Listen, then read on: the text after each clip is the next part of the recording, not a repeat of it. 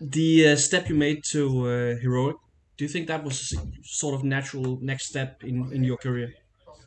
Yeah, I think so. Like it was also like a good timing in terms of like my own development as well. Not that I thought that I was too big for the academy league. I enjoyed working at Mouse for all those years. I could easily have gone another 5 years more. I had a very pleasant stay. I enjoyed it very much. But I also think like when a team like Heroic reaches out, it's very hard to say no to that. And also like I just yeah, my both of my sons were at an age where it makes sense for me to like accept this offer, and also like my girlfriend kind of pushed me to it, but not like push, but she accepted it, and also thought it was the correct decision. What kind of process goes on in CS when you get hired as a coach? I mean, do you feel like it's necessary for you, for example, to take a good talk with the IGL, for example, before you accept a position like that, or how does it go on? I think like just naturally you have an idea of like how each player is. At least for me, when I saw the lineup at Heroic, and also at the interview talking about the future plans, it really attracted me. We want to build like a young squad that can compete at the very best, and that is the best thing that I can do is like working with young people and yeah, teach them some stuff, and also like yeah, maybe aim to win and not so much about the learning stuff. But yeah, naturally I look at the players, and I have an interview with the CEO and the staff behind it, and we talk ideas and how we see the future happen.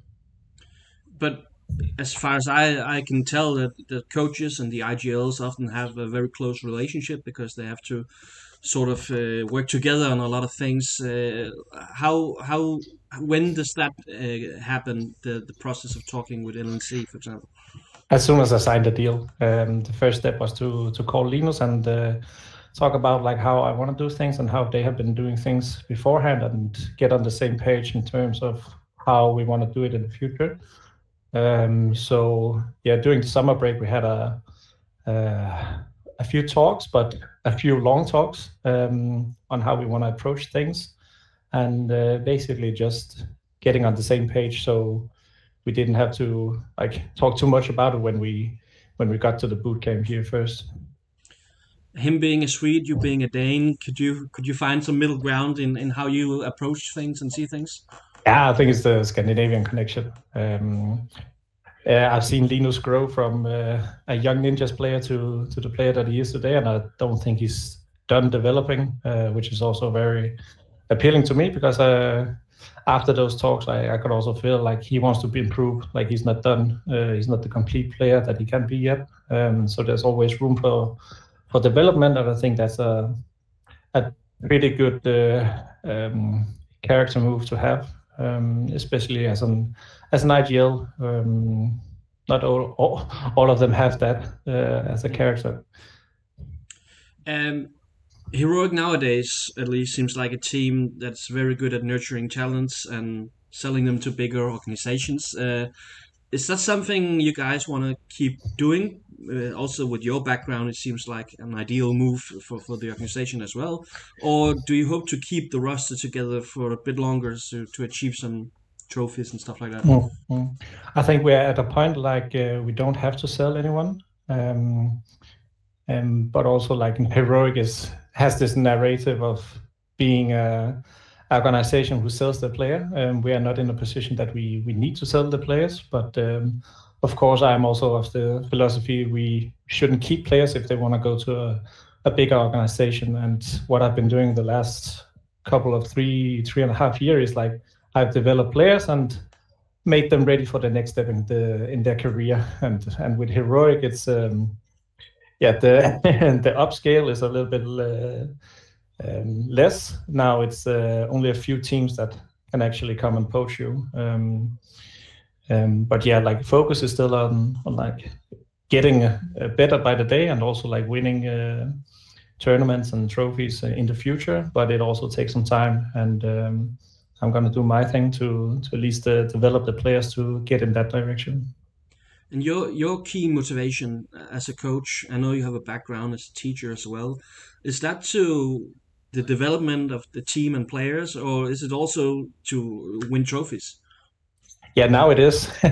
Back in MOUZ NXT, it was more of like the individual process of like developing a player. Here it's about like finding those small extra percentages that the players can be better at. Not that they're fully developed, like in terms, I still think there's a lot of things that I feel like is missing, that I have to work with the players in the future. But I think the skill ceiling for each one of this in the heroic here is very high, and I think it will only be better in the future with the things that I have had as experience that I can bring to them.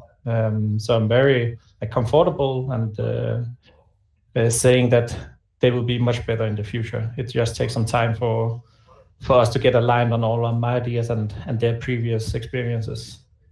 And obviously, there's always room for improvement. But what was like the first couple of things that you've seen and registered that okay, this we need to take a look at first? So they have a very unique style of play. Not something I've experienced before or in my playing career or at a MOUZ. So it was more of like, okay, how can I implement my ideas into this system here without like fully overthrow what they're comfortable doing?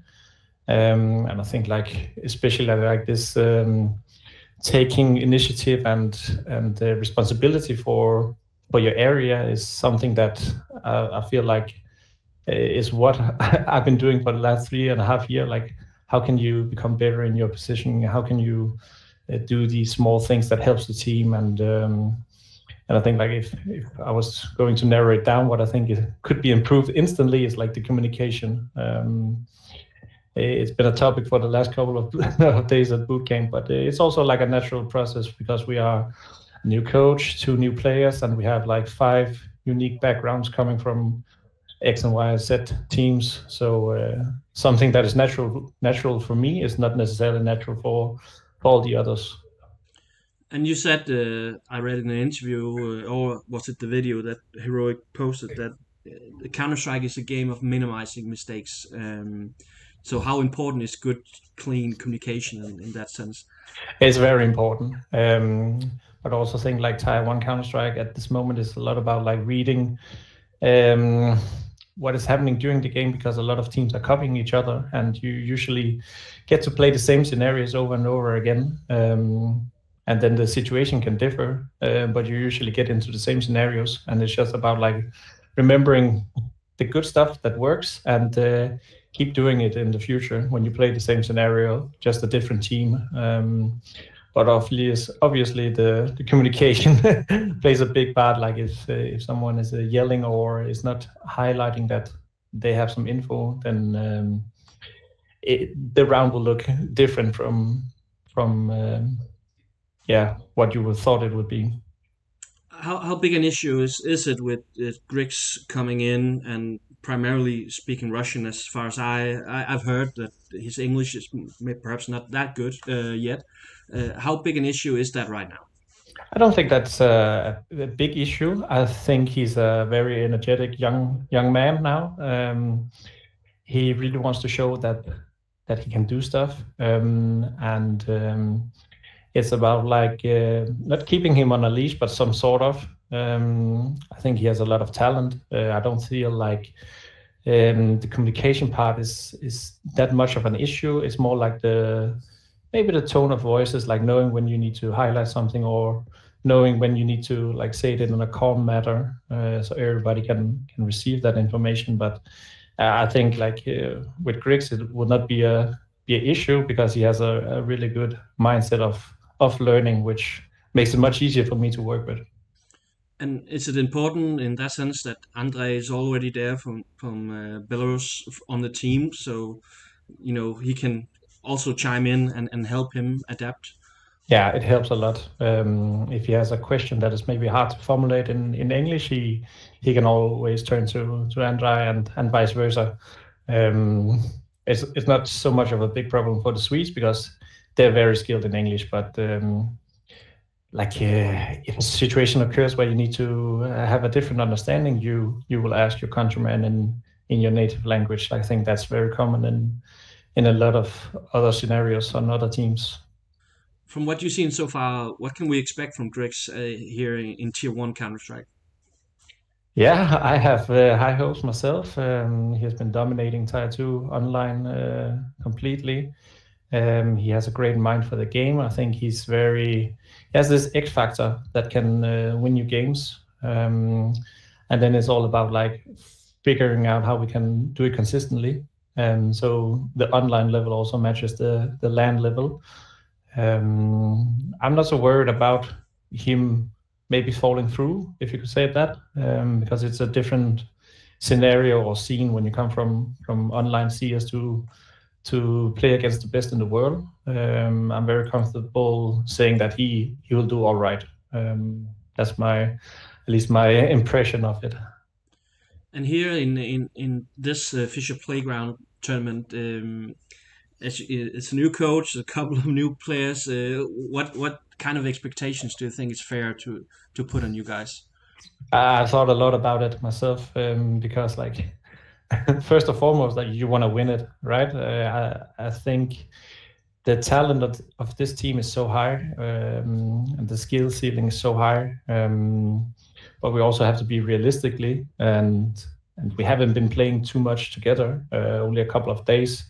So like I would be happy to go out of groups, but I also understand like Counter-Strike is a very dynamic game where it's a game of mistakes, and right now we don't have every detail pinpoint or pinned down to the last of it. So like my own expectation is that we go out of groups, and from there anything can happen. And you've had a lot of experience in MOUZ NXT with new players coming in, and you have to pull a team together again and find a groove. How long time does this take in your experience before we can perhaps have bigger expectations for what you guys can achieve? I think about like it's using the time optimal, and also make everyone comfortable in the team. So it's not a dictatorship. It's not me who's going to say we got to do this and this and this, because I cannot force a style on them. They have to come up with their own identity, and then we create a common identity that is called Heroic CS. And then it's about creating a healthy team culture where you can express yourself and not be like afraid of saying stuff, but also not having these thoughts of, okay, what is my teammates thinking about me now?